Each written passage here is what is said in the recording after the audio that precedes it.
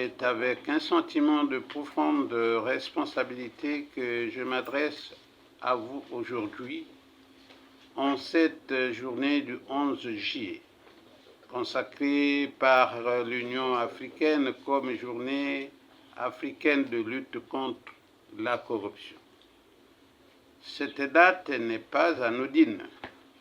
Elle commémore l'adoption par nos chefs d'État et de gouvernement de la Convention de l'Union africaine sur la prévention et la lutte contre la corruption.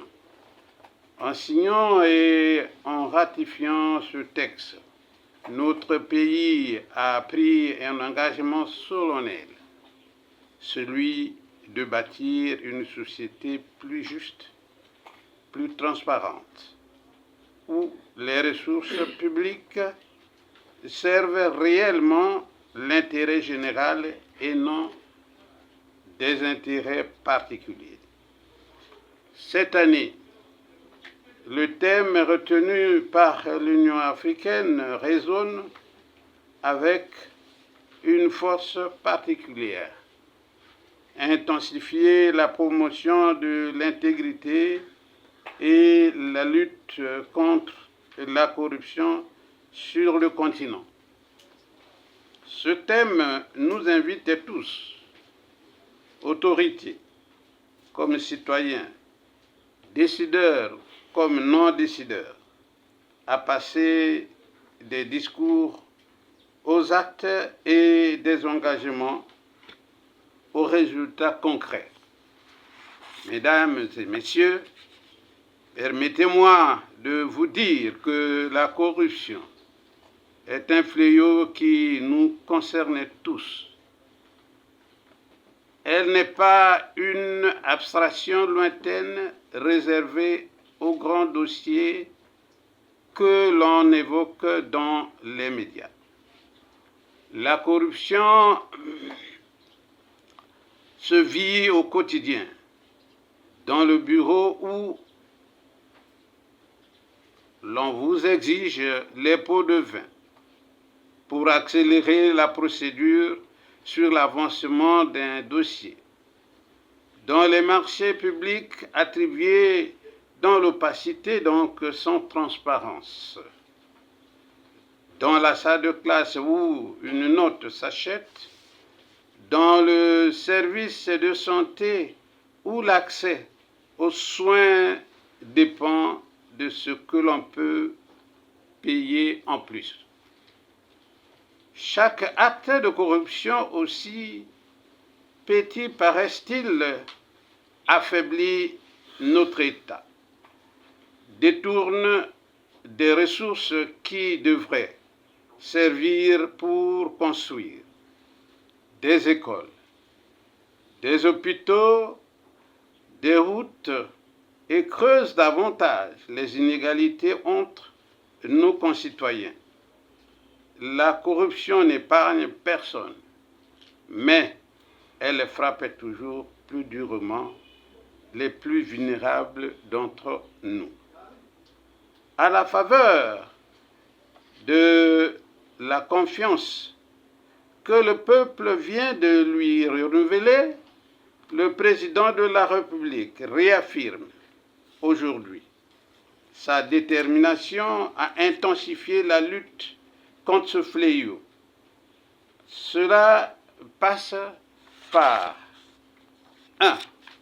Le renforcement des institutions de contrôle et des organes anticorruption afin qu'ils disposent des moyens humains, matériels et juridiques nécessaires pour accomplir pleinement leur mission en toute indépendance. 2. La mise en œuvre de la digitalisation des services publics qui demeure l'un des leviers les plus efficaces pour réduire les contacts directs propices aux pratiques de corruption et pour garantir davantage de traçabilité dans nos administrations. 3. la transparence dans la gestion des marchés publics et des finances de l'État avec une exigence accrue de redevabilité de la part de tous les gestionnaires de deniers publics. 4. La protection effective des lanceurs d'alerte, car ceux qui ont le courage de dénoncer les pratiques répréhensibles doivent être protégés et non sanctionnés. Et enfin, 5.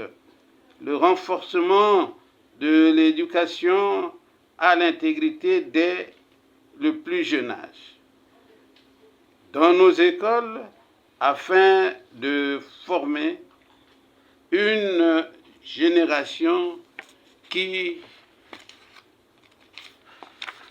rejette naturellement la corruption comme mode de fonctionnement. Mesdames et messieurs, cette exigence d'intégrité, le gouvernement l'a déjà traduite en engagement concret. Lors de la présentation le 22 juin dernier du programme d'action du gouvernement devant la représentation nationale, le Premier ministre chef du gouvernement a réaffirmé la volonté de l'exécutif de se soumettre comme cela avait été fait au cours du quinquennat écoulé à l'obligation de déclaration de patrimoine, donnant ainsi l'exemple d'une gouvernance exercée en toute transparence au service exclusif de la nation.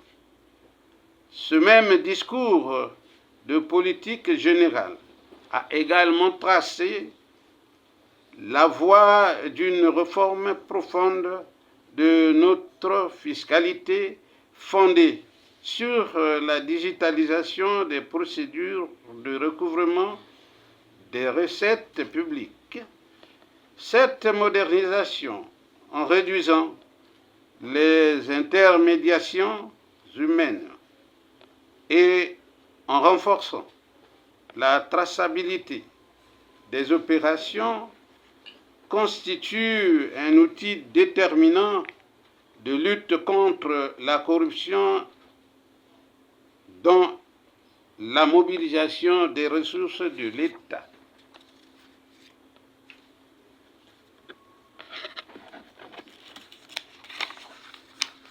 Enfin,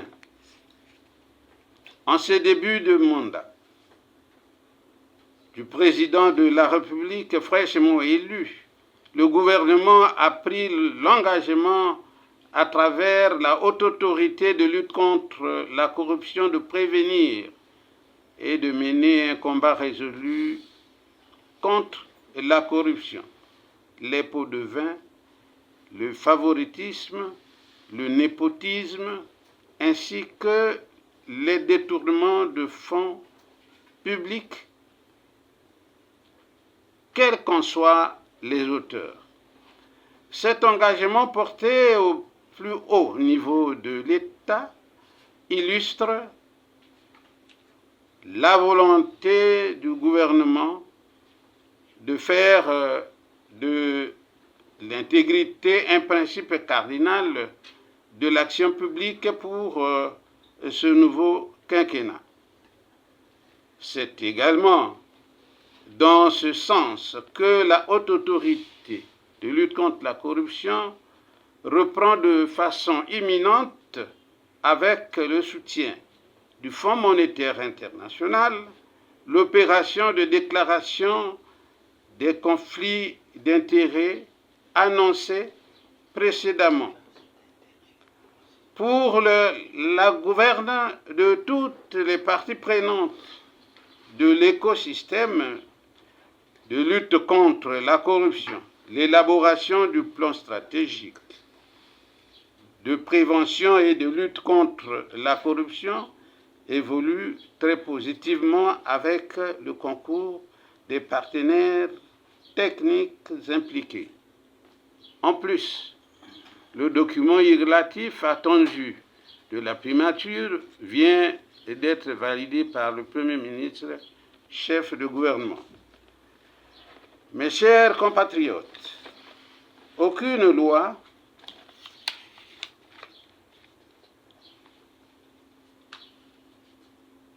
aucune institution, aussi solide soit-elle, ne pourra à elle seule venir à bout de la corruption sans l'adhésion et l'engagement de chaque citoyen.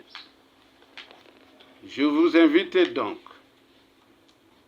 à votre niveau, là où vous êtes, de refuser de payer ou de proposer un pot de vin, même lorsque cela semble être la solution la plus rapide. Dénoncer les pratiques de corruption dont vous êtes témoin à travers le 1023 canal gratuit mis à votre disposition.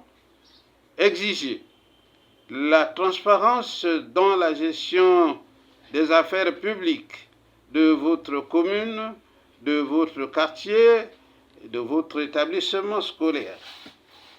Et surtout, de transmettre à vos enfants les valeurs d'honnêteté, de mérite et d'intégrité. La lutte contre la corruption n'est pas l'affaire exclusive des gouvernants. C'est un combat collectif qui se gagne par la responsabilité de chacun. En ce 11 juillet 2026, faisons tous que cette journée ne soit pas un simple rituel commémoratif,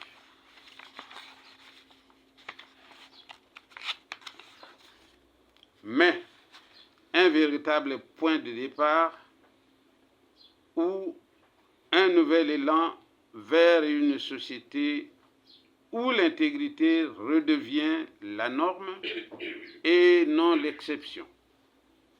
Notre continent regorge de ressources et de talents. Ce qui nous a souvent manqué, ce n'est pas la richesse, mais la capacité à la gérer avec honnêteté et au bénéfice de tous. C'est cela notre véritable défi.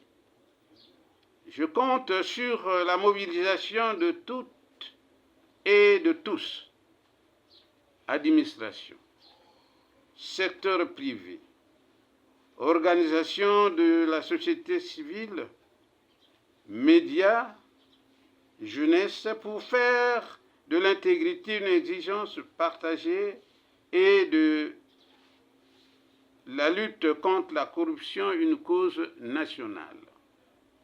Ensemble, intensifions la promotion de l'intégrité. Ensemble, disons non à la corruption. Je vous remercie.